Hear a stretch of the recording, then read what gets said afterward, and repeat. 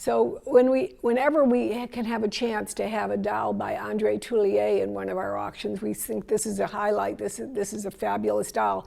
We are lucky enough to have 5 of them. I'm showing you 4 here in the upcoming Sandy Kralovetz collection. She had a particular love for the dolls by this maker, and I think it's a great opportunity for us all to see them kind of in a row, because you can see the similarities in each of the models, and you can see how they kind of changed a bit over time.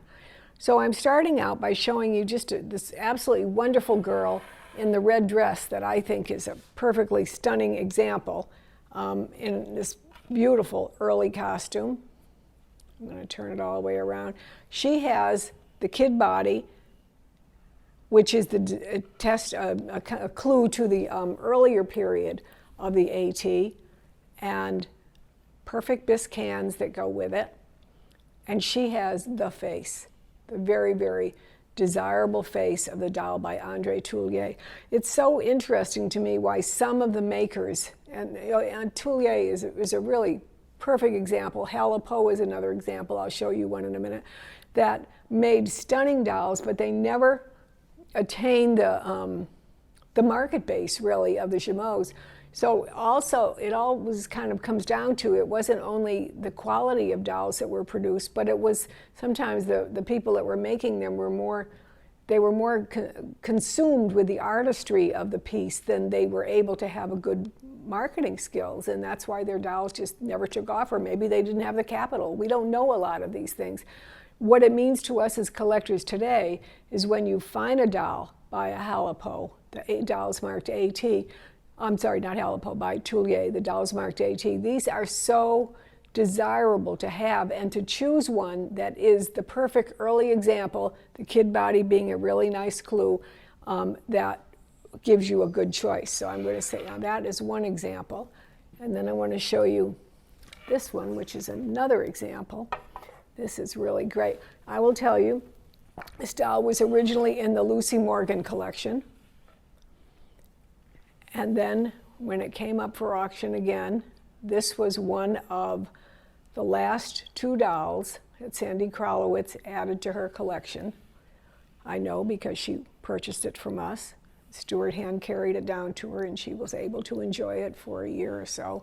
One of the last dolls, the last dolls that she acquired for her incredible collection was the Max and Moritz that she had always wanted to own. So kind of an interesting combination of the French and the German dolls, of the high points from each. This is, as Thuillier's go, this is an absolutely outstanding, outstanding example. Again, originally in the Lucy Morgan collection. And look at her shoes. You're going to see that they are signed AT. So she has her original shoes. And she has this beautiful early dress with this wonderful, wonderful embroidery. And I'll turn it around one more time because I want you to pay attention to the bonnet, how beautifully it's made. And then when it comes around and you see the face again, please, please pay attention to the gorgeous blushing on this face. It's just so stunning. And those eyes, they just beam right out there. They're so gentle and calming. Calming is just a good word. This is the doll you'd like to come home and look at every night when you walk into your house. Now, a later period AT would have this little composition bodied. And this is a little gem also. This is an absolute gem of a piece. A little composition bodied AT, which some people prefer because they don't want to have the kid, even though it's a sign of being an earlier version. They like these. And this is a bit more affordable, but it's also just a stunning doll. But you can see the little difference, just like with Chameaux, you could see how the face evolved over time. You can see, let me hold her next to the other girl here. You can see how the modeling of the face and the painting evolved and changed over time to meet a changing market. But I love her little size. It's just wonderful. And now I'm going to bring you to the wonderful doll of Lily and the wonderful story. So more and more, I'm happy to say, collectors are realizing the importance of provenance in a doll. it's not just the doll, it's the story of the doll. And boy, does this doll have a story. This is absolutely incredible. This is the story about Baby Doe Tabor, Horace Tabor, and their child, Lily, and Lily's beautiful doll, which was this AT. It was in the 1880s, and the West was booming with people were going out to strike it rich. We have a perfect example of this 2 years ago when we sold the Huguette Clark doll collection, that her father had gone out and struck it rich and became one of the richest men in America. And from that, decades and decades and decades later, she built her doll collection. Well, go back to the 1880s again. Horace Tabor struck out for Leadville, Colorado, and he did some digging, and he kind of struck it rich too. And he made some money. At that time, he started living the life and enjoying the money that he had pouring in. He met his second wife, known as Baby Doe, and she was a beautiful woman who lived in Leadville, Colorado at that time, and they married, and they had a child that they named Lily.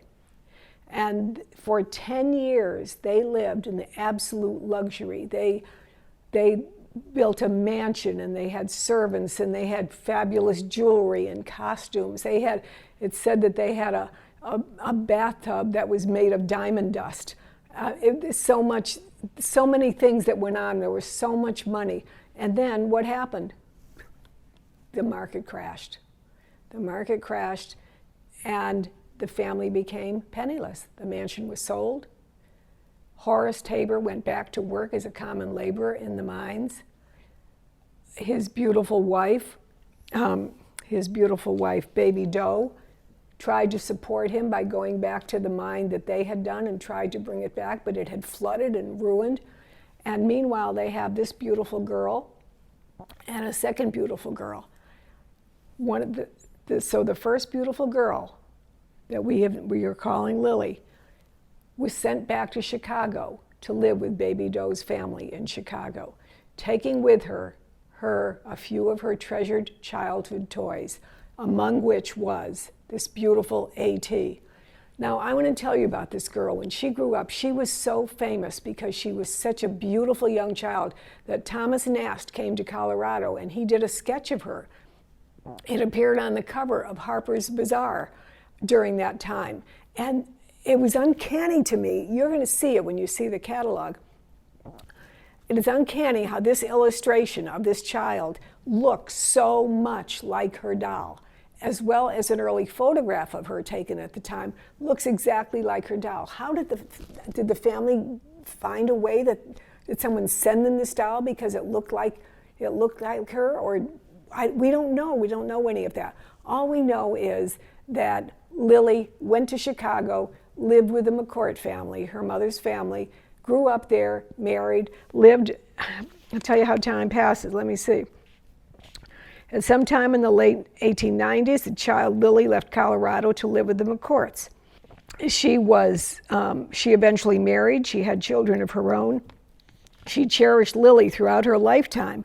And when she died in 1946, she passed it along in the family, likely to her daughter Caroline, who died in 1987. When her daughter Caroline died, the doll came into the possession of the famous doll collector, Mildred Seeley, who kept it in her possession for many, many years until her passing, and then it was sold by the family, and it had remained we sold it for the family in an auction catalog, Crowning Glories, and it was obtained by Sandy Kralovetz at that time, and she's had it all this time.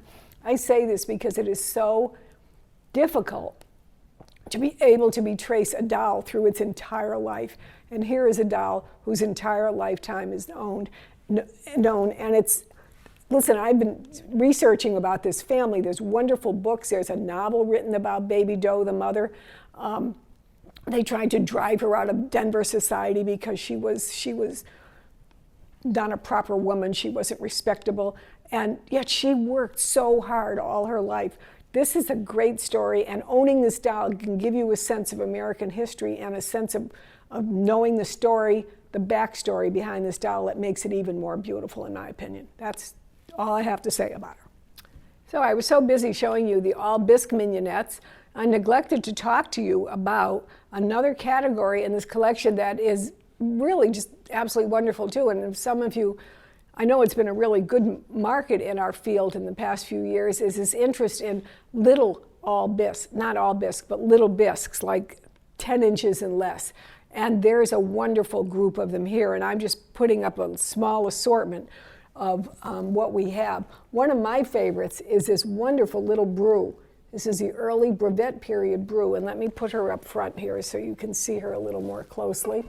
She is absolutely precious. Once again, on the little ones like this, just whether they were the all bisque or whether they're the little composition ones, look at their faces, because that's a crucial part in deciding if these are wonderful examples you want in your collection. And I'm going to tell you, if you don't want that, you don't love beauty, because she is wonderful. This is the early period brevet brew, the earliest period Bébés that was made by that firm, and a super, super example.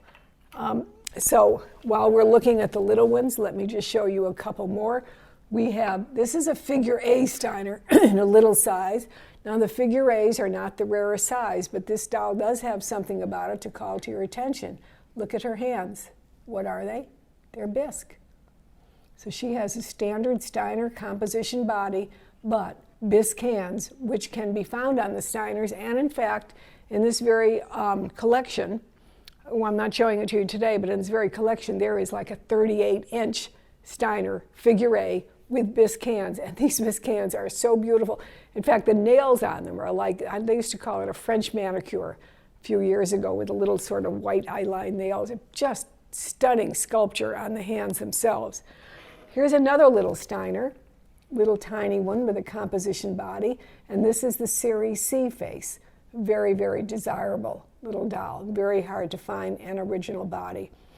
And look at this Schmidt. Oh my gosh. To find a Schmidt like this with this face is just absolutely wonderful. And check her out. Look at that. She's wearing her original chemise, and she was always also wearing her original dress, which is what kept the chemise so fresh. So we decided to show them to you both so you could see that she does own her original dress, and she does own this original chemise. This is the little Schmidt et Fils, and she has her little signed body as well. Very, very desirable one. There are 3 or 4 signed Schmidts in this auction, 2 of them having the very early model with the flat cut neck socket that for some reason collectors call cup and saucer. I don't really understand why. Okay, and then I just put these up here because these are so cute. These little maple wood chairs with their original upholstery, and this is a size you just don't find. So if you collect the little miniature or the little small bébés or the little all bisques, this is a great piece of furniture you might want for an accompaniment. Now, I'm going to show you another brew, and I'm going to put her over here next to her bigger sister, because we have here 2 examples of the sought-after classic face. This is the face that all the collectors want, with the mouth modeled as though it has the tiny little stuck-out tongue, it's called. You see a little tiny tongue tip at the front of the mouth, and that is considered to be so very, very desirable. And let me turn her around so you can see the back of our girl right here, because she is quite beautiful. These dolls both have their original signed Jumeau shoes.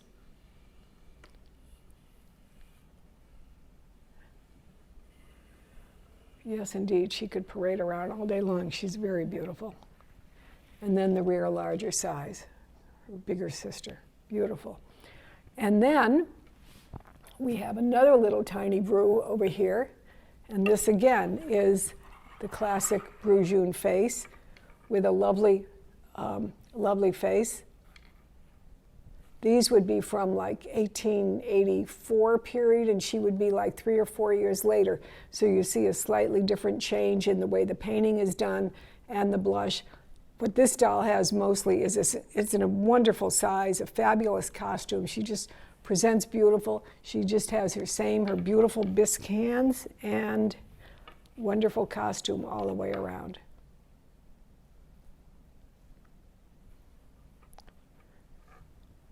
And then I saved, because you can wait for maybe another 4 years, and then you'll find another doll by this maker, because that's how long it will take before one shows up. And that is a beautiful example by the firm of Theriault.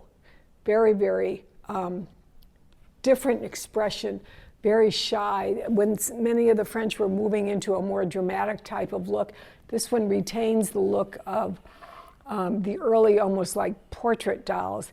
Very, almost a flat kind of look to the face. The eyes cuts a little bit smaller, and the painting is very, very understated, very subtle, very, very soft blushing.